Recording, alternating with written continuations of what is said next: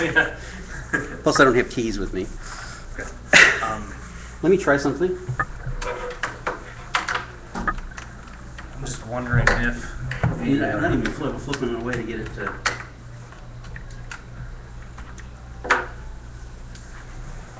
I'm going to cheat because I know where it goes into the wall. Okay. Let's try this. Oh, looked like you had it for a second. I did? Okay. Unfortunately, it won't. Well, maybe we'll screw in. Well, let's move your laptop closer to the. It may need to be pushed. Yeah. Use the remote for the. Go do signal things.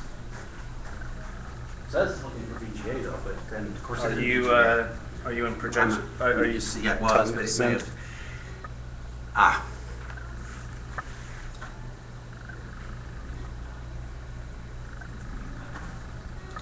I should be now. Do you know where the remote is? Nope, I don't know. Actually, no. This is all I can find.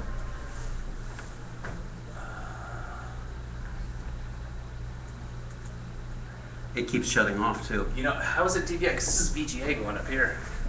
I know, but this is Is that this what's is going to in the wall. So they have like a VGA to DVI up there? I'm betting they have a connector up there. Have they got an adapter up there? No, that's VGA. So if it's doing that, it's doing it in the wall. And I'm not getting to send either.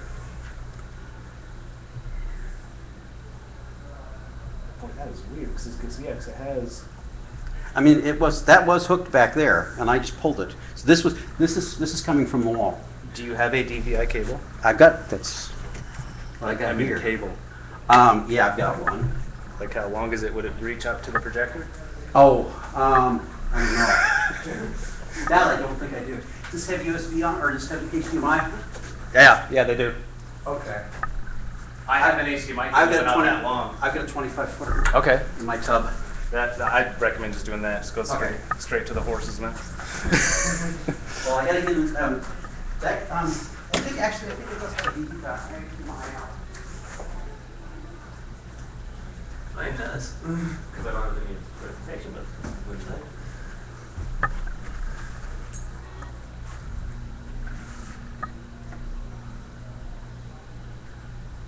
That's not even getting a signal from this guy now. Messed it up.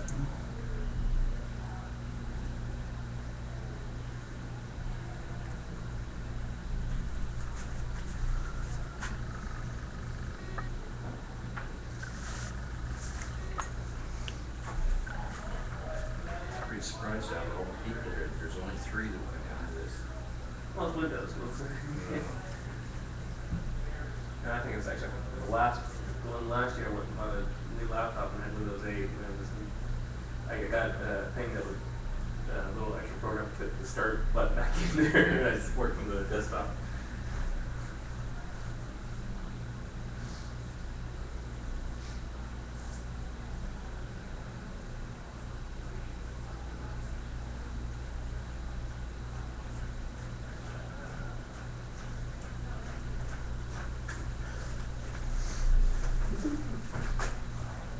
This is going to be a problem in the future.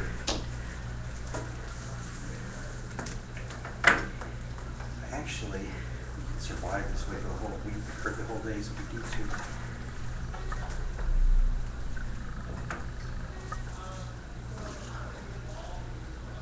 I like this.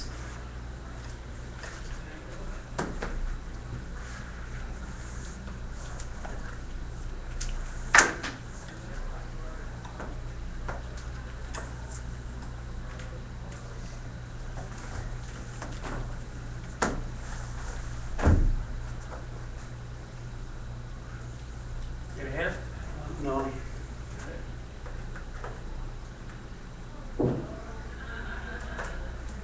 Okay. And then, That guy has. does it have power? It does have an H. It's got what? Does it have enough power? Can I unplug that? Yeah. Okay.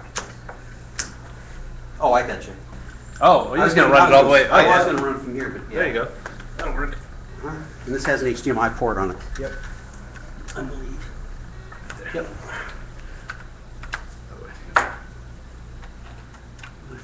cable. Okay. Now Now we have. switch that to, oh, actually, is it still cycling through? No, it's probably looking at VGA. It's probably looking at VGA still. I'm not sure where you cycle on this guy. And I have to go tell I got to send it to HDMI possibly.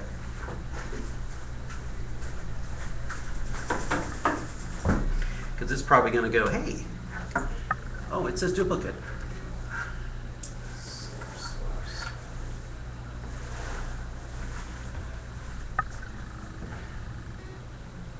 So we got VGA. Ah.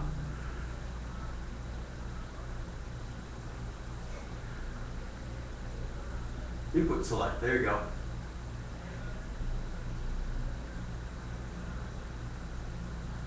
Got it? No signal.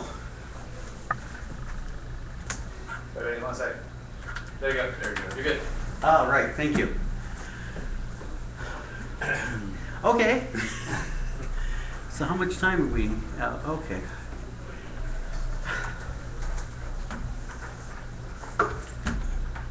Well, this should be interesting. I'm gonna turn some lights down a little bit.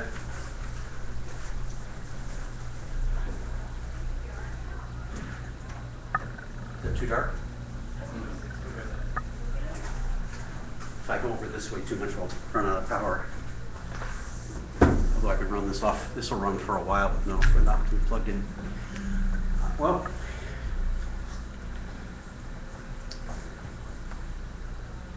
okay. I'm Bruce Jacobs. We're going to talk about Windows 8.1 and Windows 8 a little bit today. You're seeing my outline. I was planning to set this up just a little different, and I could do this to duplicate it. In fact, let me do this here. Extend. Don't go away. Come back. Says blue. There we go. Okay. So, so this is being streamed, I believe. So if you're playing from home, send me an email at techphoenix@mindlessfluff.com with questions if you have any. I'll try and look at things at the end. You can certainly send me questions for the next few days too, and I'll get them at that email address, and then I'll send them on to people, or I'll fix it for you and send them on back to you. So sorry, I'm just a little discombobulated because I thought this would be set up nicely. All the rest of the rooms are working okay.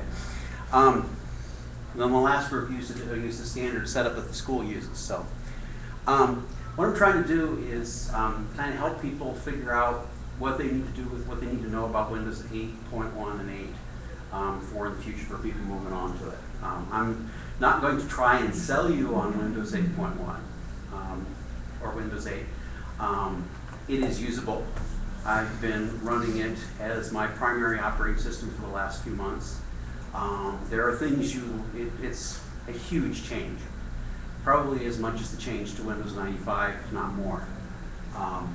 But everybody's going to wind up either going to that or something else, because Windows XP support for Windows XP goes away in April.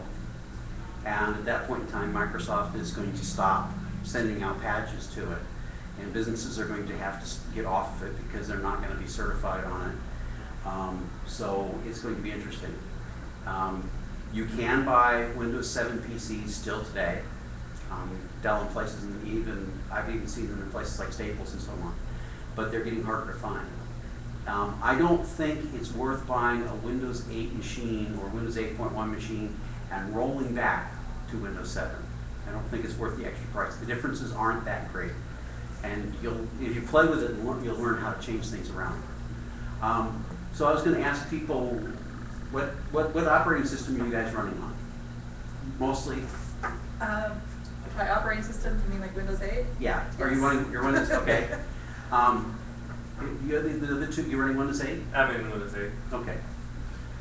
Well, I've got most of my stuff on 7, but I've got a couple machines on 8. I just got a Yoga 2 Pro this week. It's 8. Do folks have DVD drives in the machines that you've got with Windows? Yeah. Okay. And it came with that? Yeah. So you probably have the ability to watch DVDs. Haven't tried it. They've gone back to the Windows XP approach, where when Windows XP first came out, you didn't get the ability to watch DVDs from Microsoft. So what happened is if you bought a machine with a drive in it, you would get, generally the company that sold you that drive or that sold you the machine would go through and put the software, either it came with a disc or whatever, and that was the software that let you play DVDs. There's some patent games that go on. And I have some support for patents, but personally, if you own a patent because you were a member of a committee and you didn't do creative thought necessarily, but you're a member of a committee and you're trying to lock it down and get money out of it, that's a different sort of thing. So Microsoft has to pay for each of these machines to, they have to pay for the patent rights to them. So they cost them like $8 is what I've heard, for each machine that they ship, okay? So with Vista and Windows 7, unless you bought like the starter edition or the basic version, which is a very, very limited version for sell overseas, you didn't get you got the right to the coders and so on for going through and actually watching DVDs. This machine here came originally as a Windows 8 machine with a touchscreen, and it has no DVD drive on it. Is that the Acer? This is an Acer V5. Okay, I have an Acer, I don't know what it's. Okay, but it had this, and I know there's a version of this almost exactly like this that has a DVD drive in it, but this one didn't come with one. This is kind of their ultra bulky type thing, and it was like it was the cheapest touch compatible multi-touch machine that I could buy with Windows 8 on it. And it didn't come with any drivers. So if I hooked up to, I have an external DVD drive, I hook it up to this, I put a DVD in it, so there's no decoder in there, you can't play it. Okay. Now there is a program that you can get that's maybe a little questionable legality, but you can get the VLC player, which I've installed on here. Don't tell the customs people. And it lets me actually play DVDs now with externals. So that's one of the things you need to know.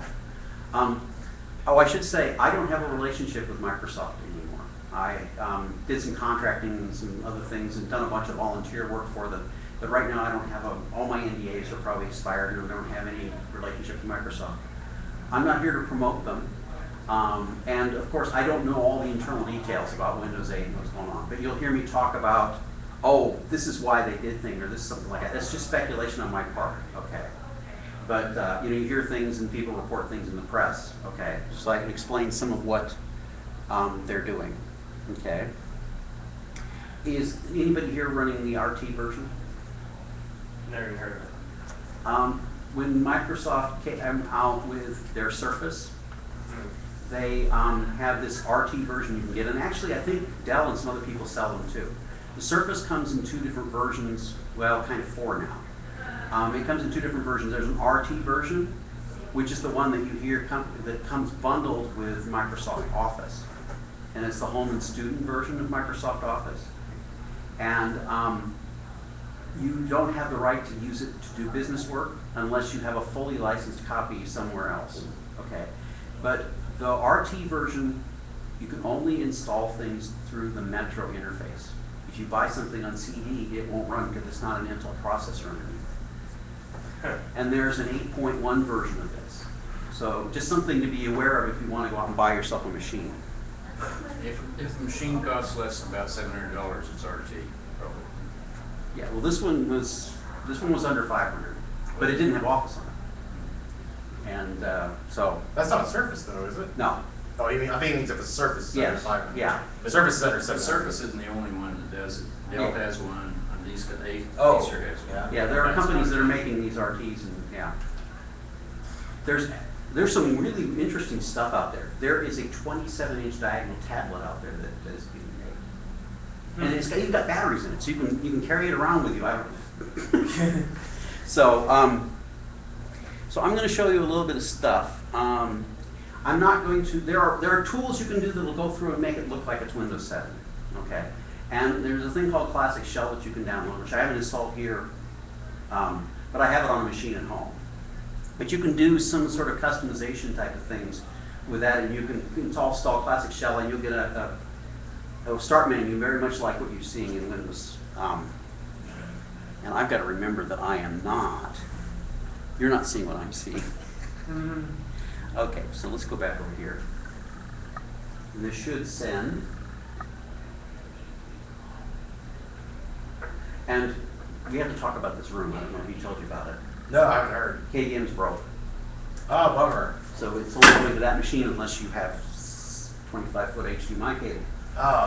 Did the people before, They use the machine. they use the machine? So we just need to talk about that. Okay. So, Noted. let's get rid of, close up some stuff here.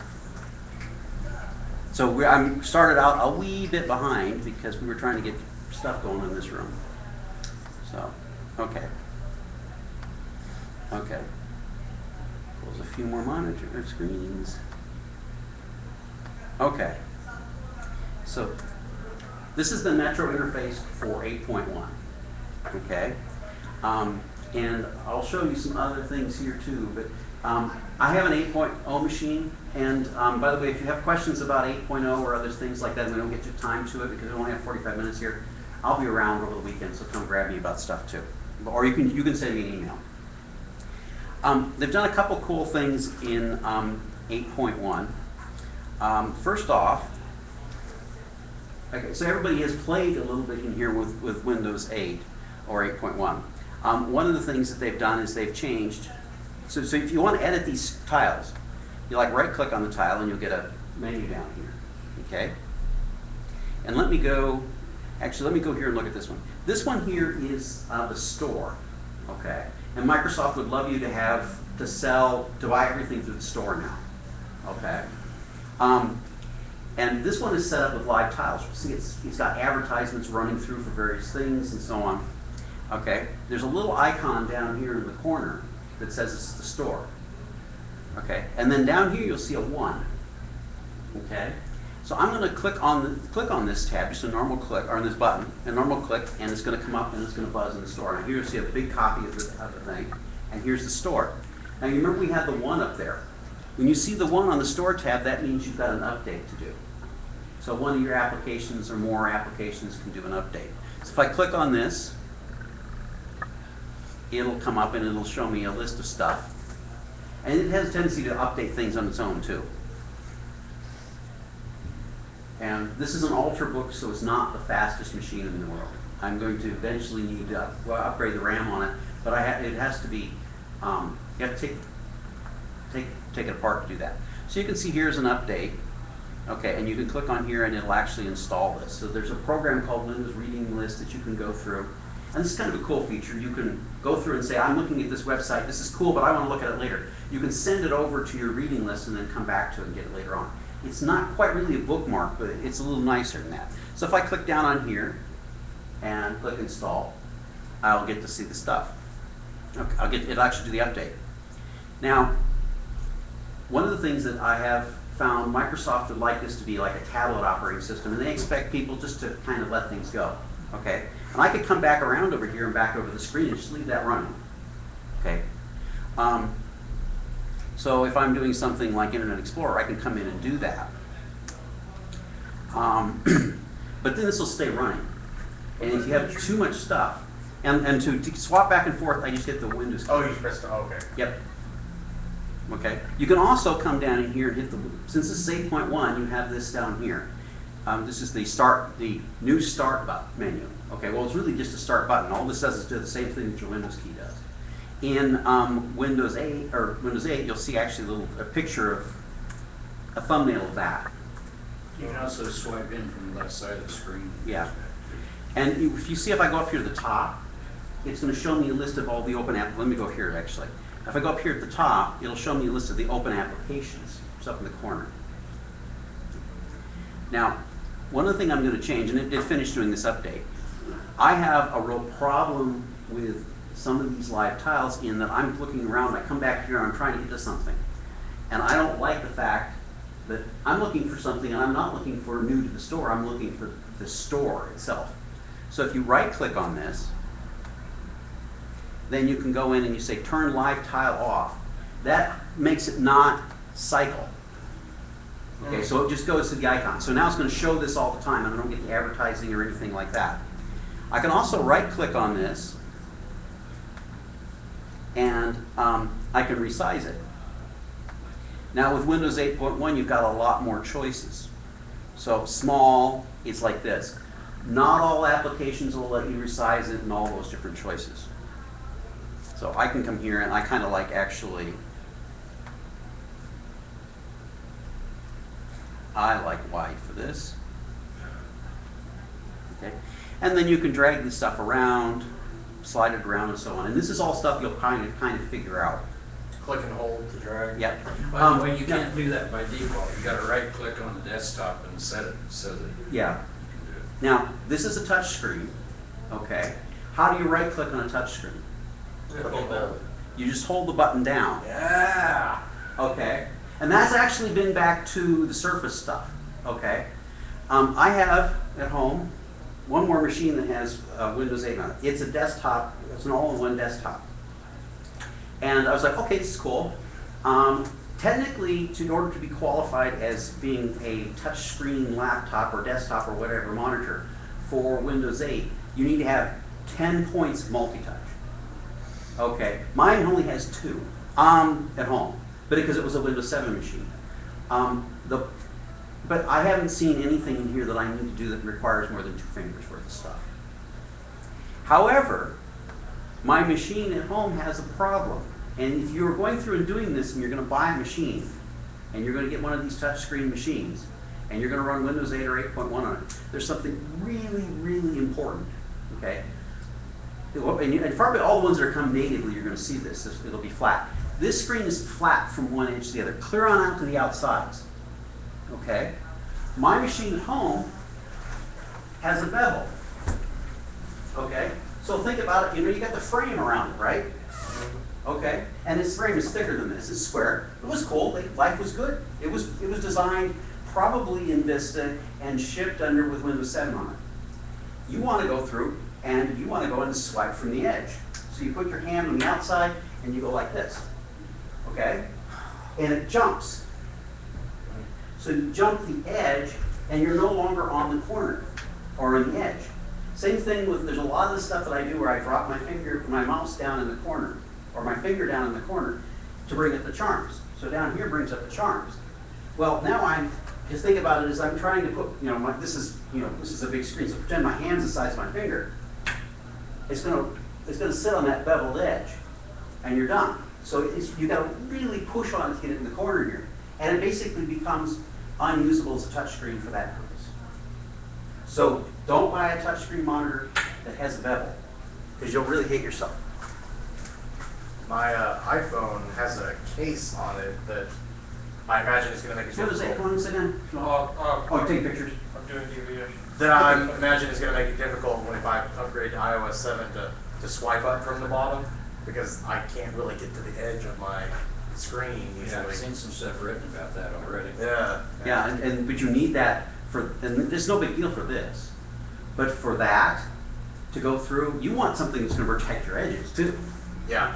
I've seen these laptops now, okay, when they used to come and they take this, you can take this part off, some of them, that's cool.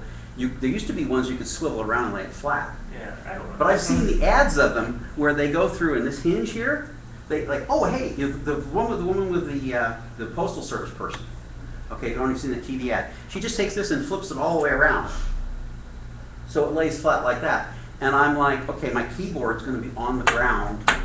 And stuff's gonna bump it, and I'm like, there will be a lot of points in here where I'm gonna say, what was Microsoft thinking? Because we could get into this flame war about Microsoft, and I don't want to go there. If they were smart, if you flip it all the way around and the computer recognizes that the screen's on the back, it could disable the keyboard. It might. It does, that's what the yoga. But I'd be so afraid that Okay. laptops, having the keyboard Sure. damaged on laptops is one of the big failures, and almost as bad as the Most common screen. failures. Yeah, and I've replaced keyboards on laptops, and it's not necessarily fun. Yeah. This guy would be really fun because whoever designed this probably used to work for Apple, because it's like one unit. Okay. I've been on the yoga forums a lot lately, and what people are doing is using it as an easel where the touch screen's here, keyboard's there. And if they do it like that, they usually put it on the lap, so the keyboard's disabled to put it on your lap, so I don't see it as a big deal. Yeah. That's cool. Yeah, that's good. And you can play games with this. Even this guy, you can go through and do things like show everything upside down and stuff like that, sideways. You know, you can just go through and there's in the properties. Let me show you. I'm just going to kind of tailor this based on the audience. And believe me, if you have any questions, by all means, ask me now or ask me later too. One of the things that people used to get upset about, one of the things that get me upset is, I'm like, okay, I'm here. Where's my time? You know, I used to have stuff down in the corner here. So I've got an app called like Tile. Now, and it has to run in the background. They're perfectly willing to give you the ability to go through and have slides and so on showing you things, you know, like the new, the weather and so on. This stuff doesn't have a tendency to run in the background by default. So I looked around, here's a free app called Live Tile. Another thing I would like to see is my battery life. Okay. Well, actually what happens is if you come down here, this brings up your charms bar, which comes off to the side. And then if you float up, then you'll see this, and it shows you your settings here. And I'm not plugged in. But I'll worry about that later. This should show me, it should show me over here, and now this is fun because I can't point this out except for getting up here. Because if I move the mouse over here, it goes away. This should have actually a little plug-in here, icon saying I'm charging and so on. Right. But it doesn't show that, so it means I'm not plugged in. I'm probably unplugged here at the other end here. So, and I'm going to do that real quick because I want to run a little faster. There we go. See, I've got my little plug here. Okay. Now, I'm going to show you a couple of the tricks that you would want to use. Oh, there's a Windows key down here that flops back and forth, and it actually flops through a bunch of the applications you're running. And since I have had the desktop up, that'll be one of the things that I can flop around to.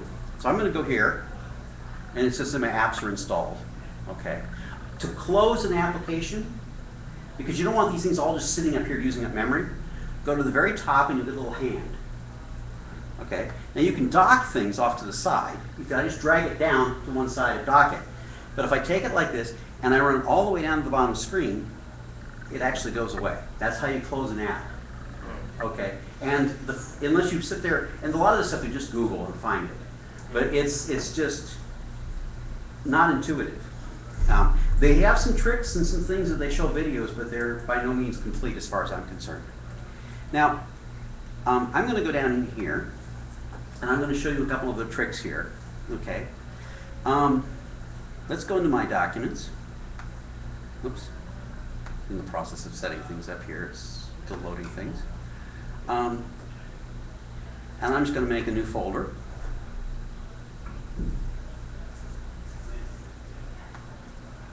I'm going to call it Stuff. Okay, and you can do this on the desktop and so on, but in a moment or so you'll understand why I'm doing it here. Okay, and one of the things that people complained about is they want to do a shutdown and you don't easily see a shutdown button. They've improved that with Windows 8.1. I'm going to go into this Stuff folder. Okay, and I'm going to create a shortcut in here. And what this is going to show you is, this isn't really that big of a deal for this, but when you see how this all works, and you'll say, I can do this other stuff here. So I'm going to create a new shortcut. Okay, and I'm going to do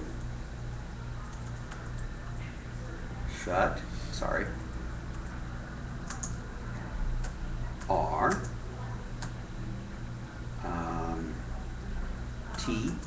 Okay, so I'm going to say R is for reboot, T is for time, and I'm going to put 4 seconds in, or I'll put 10 seconds in here. Okay, and you can set this up. You can put enough seconds in here to have it go off 10 years from now. Okay, and then I'm going to click on. So that's going to create a shortcut to this command. Okay, all right. Okay, then I'm going to do this. Then I'm going to say I'm going to call this reboot. Okay, and I'm going to say finish. And this is just the easiest way to do this, and you'll see in a minute, you'll understand why I want to do this for other things. Okay, so I got this little shortcut. If I double click on this, my machine will go reboot. Okay? But I want it to go through, and I'm going to increase the power of this just a little bit. Because I have to browse down in here, I don't want to do that. So let's go here, and I'm going to right click on it, and I'm going to go to Properties. Oops, first. And then I'm going to go Change Icon. And I'll get a message saying, hey, there's no icons in this folder. That's cool.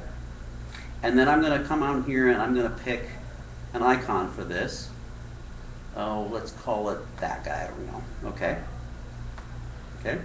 And then I'm going to say, okay. Well, now, if I were to look at this, hey, I've got a little arrow thing right there. Now, here's the real power. Right-click. Oh, let me just real quick here. Here's what's in my taskbar. Outline the class. That's that Word document. The folder I'm in. Okay, Outlook. This guy here I can close. Okay, and my Skype. So if I'm going to come here like this, and I'm going to right-click on this, and oops, I'm going to right-click on it, and I usually do this with the mouse. Pin to taskbar. Okay, now I've got that button over here, down here, and I can always get to it. So pretty much anything that runs in the desktop, you can find the executable for it, where it actually is, and you can right-click on it, and you can say Pin to Start, or Pin to Taskbar, and it'll be there. Okay, and I'm also going to come up here. Oops. It's kind of like match files Mhm. instead of the batch file. Well, but it can be- You're just making a shortcut. Yeah, and it can also be something that you just do, okay? And you kind of need know how to do this in some ways, okay? So because there's other places in which you want to do this. This is just the simplest. And I'm going to say Pin to Start, okay? Nothing seems to have happened. I probably should grab a mouse here. But now when I come over here, this is my Start screen, which is the replacement for the Start button.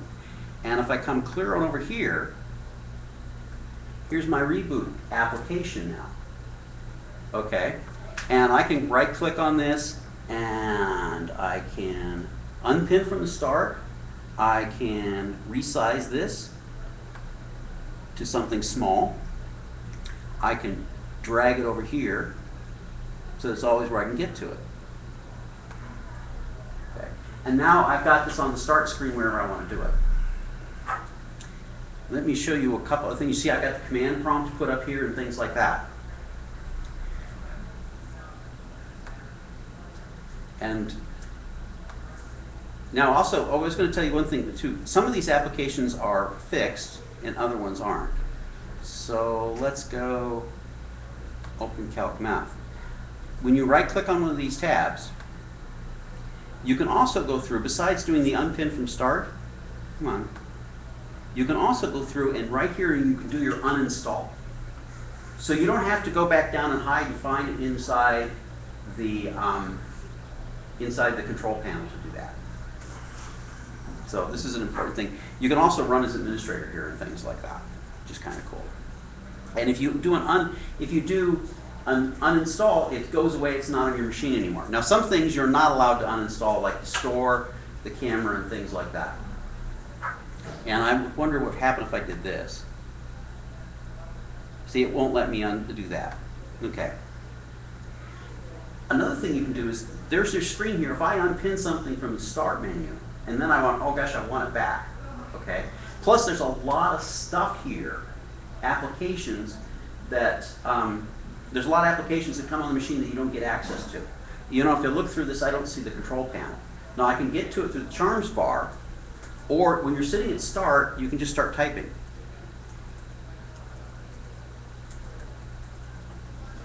And this is kind of something that you can do in Windows 7 too, because there's down in the start menu, you can just click it up and start, you can type in Vista 2. You can start typing something, it'll show it's there. Okay. Now when you see it here, you can bring it up like that. There's also ways of going through, and down here, when I go down to the bottom, and they like to hide things, there's a little arrow down here in Windows 8.1. And if you click on this, it shows you a list of all your applications. And you can also sort those apps up there. Where it says by category, you can reorganize them. Mm-hmm. Yeah, date installed, most used, and all that sort of stuff. And there's tweaks in here too. There's more stuff than I can go through in the time I have. So, and yeah, there's all sorts of customized things. Okay, let me show you one other thing that really confused me when I first started playing with this. Because you're used to seeing the menus on stuff. I did not need to do that. So I'm just gonna close this up. Go back over here. And I'll just slide it over that way. This is, and the machines don't come with games on them, you have to kind of download them. There's a lot of free games you can do through there. Let's bring this one up. This is Microsoft Minesweeper. It's a good example for purposes of stuff. I want to run Microsoft Minesweeper, okay, and I'm hoping most people have done it, but there's a grid size and some other options you want to change in here, okay? Well, there's no menus. And you know, when we go through and we went through and we changed the PC settings, you go down into the corner down here, and you have your charms, right? Well, if you come down in here, down in this corner, oh, okay. If I come down this corner here, I got settings. This is not settings for the PC. This is settings for the game app. So anytime you're going through and looking at something and you say, I should be able to do something, or like Internet Explorer and you want to bring up multiple tabs in the configurations for Internet Explorer when running under Metro, or under the new modern interface start menu, you're going to go, what it is? Well, you've got to bring up Internet Explorer, and then you come down in here, and you can click here. So here's my game options that I can change things for. Okay, and you know, all the stuff in here, rating and reviewing. The bottom is still the most frequently used settings, it looks like. Power, keyboard, brightness. Yeah, this is volume. change PC settings. Yeah, and then these are the ones for your particular application. If I come along here, some of these have scroll bars too. Okay, so yeah, I can go into the cheap PC settings here, and then this comes up, and then I've got all this sort of stuff. And this is an app again, so to get rid of this, I can drag it down. Are any of the other charms context sensitive? I mean, not really. I These mean, don't show up if you're. they don't show up unless you're in the right place. Now, I even can see these. It's kind of interesting because I can't, if I've got an application running. Let's go Minesweeper here. And you saw I got that one up in the corner, and then it shows a list of the applications. I can scroll down and click the one I want. You can also like do Windows Tab and things like that. So if I'm in here, yeah, it's this. I can get to this. These are all the main ones here, and share is another interesting animal too. Bruce, when you look at those applications, is there a way to tell the Metro applications from the traditional Windows when they're down the side of the screen there? Because I haven't figured that out yet. So over here, you mean, or Yeah, where? well, do Win Tab so you see the. Oh, gotcha, over here. I on the gotcha. left. Let's do that. So there's nothing up in the moment. Okay. So here, Yeah, Yeah. if you got like 10 applications running, and some of them are traditional, some of them are Metro, can you tell which are which? I haven't even thought about it. I don't know. I guess you just have to stop thinking about them as being different, even though they are. Yeah, well, and they are fundamentally different. Yeah. I mean, it's they would like you to think they aren't, but and Microsoft just made some improvements of this at 8.1. But I mean, if I didn't have access to the desktop, I would not find this useful. Period. I mean, I just would not be able to do it. Also, I got the full touch screen here, but when I have a mouse hooked up to this, I'm using the mouse 90% of the time. Very rarely do I go up to the touch screen. I have a laptop without a touchscreen, and I overrode the Metro interface. It just skips right past it on startup because I couldn't Yeah. stand it. Well, there are things in here that are kind of cool. Yeah. And there's some stuff you can do. But yeah, one other thing too, one of the things I found really frustrating with this when I first got it, because it had the multi-touch. Oh, let me show you one other thing here too. This is kind of critical to get you. If you don't think about it, it's not going to cause you a problem. But if you think about it, it won't cause you a problem if you know about it. But if you don't, you will why certain things work the way they do. Okay, I have my mouse right here. My cursor is right here. Okay. If I have a touch screen and I touch right here and then move, when I touch here, the cursor jumps to that point and then moves from there as I drag. Okay, that's how touch screens work. And there's, every once in a while, there's a place where you're gonna get so if you don't understand this difference, you're gonna get frustrated about it. Because the mouse and the touchpad work different. Because when I touch, if I think of this as my huge touchpad, okay, and I touch here, just put my hand, my finger right here, this stays where it is. Then I go like this, and it drags from that point, because the mouse and the touchpad move relative to where the cursor is. Whereas the touch screen goes absolute and then move. And there's certain places where it's just like, that's a gotcha. Okay? Now, Can I just make a comment about what he said? I'm hearing that it's about 75% of people want to get rid of this altogether and go back to the Windows 7 screen.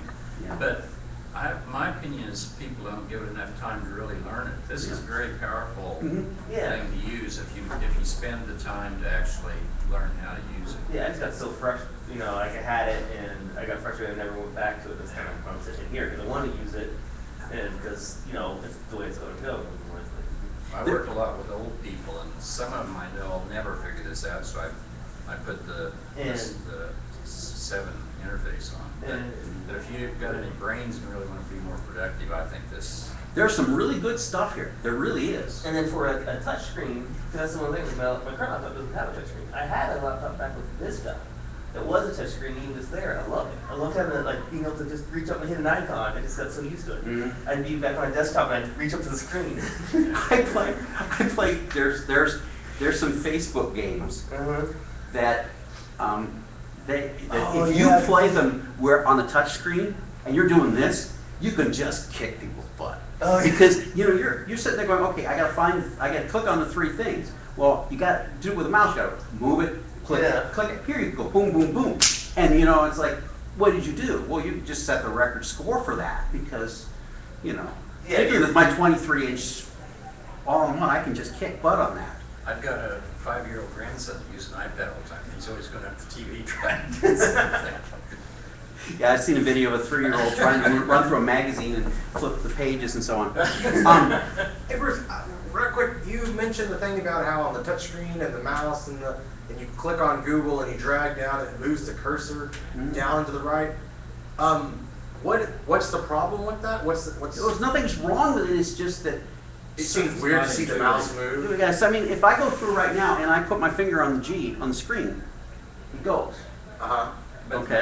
the cursor Because the mouse, I've got to move it to where it is and then drag it. And it's a different thing, and there's just a few places. But you notice once you touch the screen, the mouse pointer disappeared. Yes. Yeah, boom, and that's cute.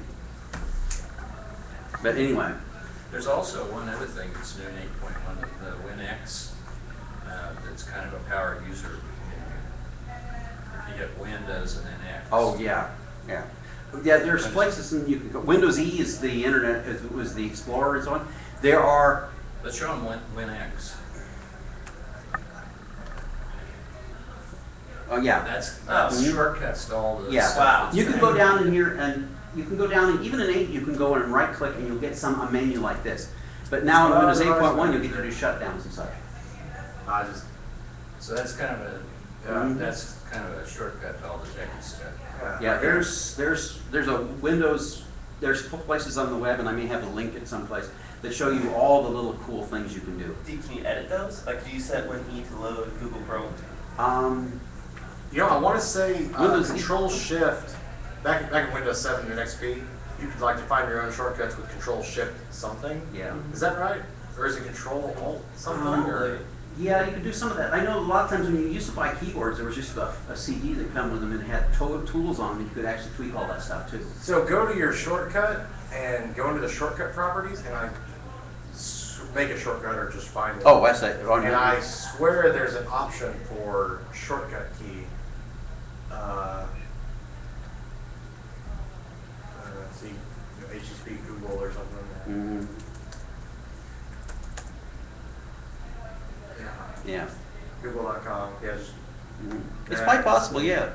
And then next, finish, finish, and then just go into the properties, properties. for that. it's quite possible. Yeah, shortcut key. When you No. click into it, when you click into that field, it will, Yeah. Now, Then you type the shortcut key that you want. That- Yeah, that's been there like forever. Okay. Yeah, I'm yeah. afraid. You have to be careful not to replace one that's already yeah, existing. My jack. just watch our cables, sorry. Mhm. yeah, Okay. like, Yeah, tap control on the keyboard. there we Yeah, go. Oh, control okay. alt. Okay, that it was control There we alt. go. That's what it was. Yeah, So that way you can define some of your own shortcuts. So I Right. guess now that I think, I Yeah. could, the thing I've always wanted to do is have a device manager on a shortcut. Oh, there you Because go. I'm doing that constantly at work. yeah. And it occurs to me, oh, I could have just done it that way. Put Yeah. that shortcut on all the computers. I have seen a tutorial somewhere where you put it down here too as a drop up. You know, you The way you put the reboot thing in? yeah, this thing here, so you can Yeah. actually add these things in here. People who've done Windows 7 and so on, you know that there's, when you pin something to taskbar, you can also look at the most recently visited stuff. Yeah, right So click on the button and it'll. You just right click on it and it shows you the last of stuff that you've done. Yeah. And then you can just go boom like that and it drops you there. It's almost like favorites. Yeah. So, and you can tweak how many you're gonna go in there and all that sort of stuff. To make life interesting, here's this screen. When you go to 8.1, there's a lot of things you can do about boot and so on for modifying the properties of how this comes up. And for some reason, to do that, you have to go to the desktop. You have to go down in here in the taskbar, and then you do properties, and then you go through here into navigation, and that's where you can tweak the stuff where it had to boot up to the development and all that sort of stuff. It's really strange that they put it there rather than. putting It might control be, down. yeah, it might be down, whoops. Nah, I need to put a mouse on That's that. where you can go if you want to get rid of. It might be down in change PC settings here somewhere too. Yeah. It might be down in here somewhere. I mean, there's some really cool stuff in here too. I believe also you can go in here. You know, there used to be a thing that was limited with Ultimate, where you could actually go through and set up user accounts in different languages. You can do that now here with any of the versions, which is really kind of cool, but it's also kind of scary when you're like, okay, I don't speak Spanish. Why did I set this to Spanish? Now I got to figure out how to do. You gotta Get back into the learn control a panel. language. You want to learn like German, like force yourself. Well, if you have somebody visiting or stuff like that. Yeah, that too. So let me see here. Some other things. I'm just going to mostly tell you things that are like serious gotchas. So there is the classic shell, and I think everybody who's coming to here from something else should go in and install it on a machine and see how it looks and see whether they like it or not. Okay. It's not only classic shell, there's the other. Oh yeah, there's a bunch of other ones too. Yeah. Like I use Start 8. Mhm. So, yeah, And then the other one that the Stargate people have, they have one that lets you undock the Metro apps and run them in Windows. Yeah. I haven't played with that. I mean that because like Skype got me. Yeah, I got. Because it's probably now that I know how to get to the settings for Skype, I can probably do what I wanted to do, which is like have a Skype window running on having a conversation and then go do other stuff. I couldn't do it. yeah, I've had some problems with Skype because it came in about the same time as this, and Yeah. it had some problems. One of the fun things too is I'll be working on something full. I usually have two monitors, and I'd be working on something full screen over here, and got the Metro or something else going on here or whatever. Skype would come up, and Skype your taskbar, which normally is set to auto hide, when you got a notification, it goes up to not auto hide, and so it's up there, and it won't let you back until you go back over. And it took me a long time. I was like, oh my gosh, this is broken. I was going through and setting it. I'd go through and I'd set it to not auto hide, and I'd reboot, and then I'd set it to auto hide, and it would finally come up. Well, it turns out I was clearing the alarm in the process of doing that. So I was like, oh, this is such a garbage thing, you know. Generally, there's all sorts of things where you get frustrated and you'll think this is garbage. And then you'll go, oh, wait a minute. Once you finally figure out the trick to getting around it, it's bizarre, maybe, but you get there. A couple of things that can freak people out, and I wanted to make sure I mentioned this. I should see what my time here is. Yeah, I'm almost out of time. used to be with Windows, you would go through and you would run, you get a key, okay, and there'd be a sticker on your machine with that key in it, okay, if it was a brand new machine, or you would go through, and it's not so much, if you buy a retail version of the operating system, I don't think this is a problem, because this guy doesn't have that problem. But this guy, when they put it together, Acer went in, they didn't put a key on this, there's no key sticker on this. Oh, yeah, I don't have that. Okay, and this is going to really freak people out because you can run a program called, there's programs called Magic Key, Magic Jelly Bean, and so on. They get the key, right? So if I think, hey, I'm going to replace this I'm going to replace the hard drive on this. I need the key to reinstall Windows. You run Magic Jelly Bean and it'll go back through, or Bell Arc, and it'll go back through and it'll pull the key out of the registry, and it'll show it to you maybe. That is not anymore the real key. The key is basically, I'm going to abuse the language just a little bit here because it's not technically the BIOS, but the key is stored in the BIOS. Okay? And so you put a new hard drive in there and you can go through and install it and it'll just go out and find it and go.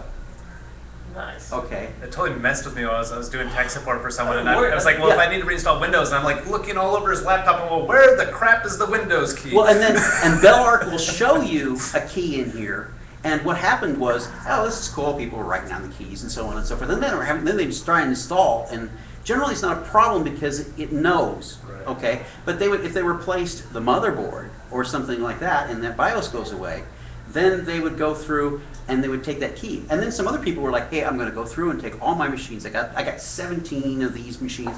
I'm going to go through and run Bell Arc on them, and I'm going to write the key down. And they do that, and then they go, wait a minute. I got a problem. They're all the same. Or 3 of them were the same. And they're like, this is wrong. These are retail machines. And then they went back up in Microsoft, and this big, huge discussion went on about the whole thing. But I just wanted to mention that here because if you don't hear that, you're going to get so screwed up. I don't like that they do it. I mean, And- because and- it's, I mean, like you said, if you're going to replace a motherboard on a desktop, like that's something that you might have to do. Yeah. And Well, and it depends. They wanted to have all that stuff. They wanted to have everything, even retail copies of Office. They wanted to have them locked down to the machine that it first came with and not be transportable. And they got rammed on that. So, but that was the first thing they announced when Office 2013 came out, that it wasn't going to be portable machines, and they got screened. I don't know what happens when you. I don't know what happens if you flash the BIOS. oh, I don't know, and nobody has done that yet. As far BIOS as in most cases anymore, it's the UFIs. yes, but Yeah. it's all back down in that ROM there, and if you go through and you update that, do you lose your key? are you sure it's And if you don't, you're dead. Are And you sure it's not in the TPM, on the the trusted platform module? It might maybe be in it's there. somewhere in there. Yeah. It's I don't know for sure. So That's I'm why I just said. saying, That's why I said somewhere I'm going on to the say board. BIOS. I'm going to lie to you a little bit because I'm not sure exactly where it all is in there. And By the way, Microsoft's not talking. There's another gotcha that people are running into. When you upgrade from 7 to 8, it puts recovery information on every hard disk that's on the system. And so then if you swap out one of those hard disks and can't find it anymore, it won't boot anymore. So if you're upgrading, you want to disconnect everything except your boot disk and get it all up and running, and then put it back to Yeah, because there used to be a problem with dual boots, and if you did dual boots, it would go through and get rid of your ability to do a This restore. Is This is a lot worse of people even. don't know it until Yeah. their like their data hard disk goes out, and then suddenly their system won't boot at all. I've always done that anyway, just because for years Windows has done weird stuff if you have more than one hard drive when you're installing Windows. Yeah. Like I've had it where like it would put all the Windows files on the C drive, but then it would put the boot partition on the D drive. Yeah. And it would, and so like I'd do something and like I'd swap out my D drive for some reason, and all of a sudden Windows won't boot anymore because it's not, the bootable drive has been removed. Yeah, well, I've got a system now that's got a C drive that's an SSD and then data.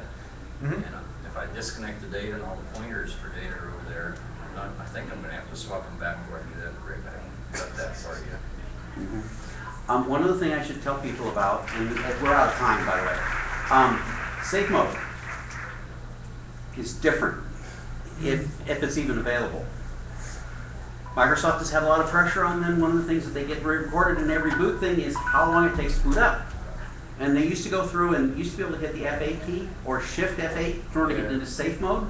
Now, in order to get into safe mode, you need to boot up normally Okay, well, technically you may be able to get in with the F8 if your machine is not fast enough. This machine is too fast, I can't get into F8 or I can't get into safe mode through the command key. You can go through and you can modify your BIOS settings too if you know what you're doing.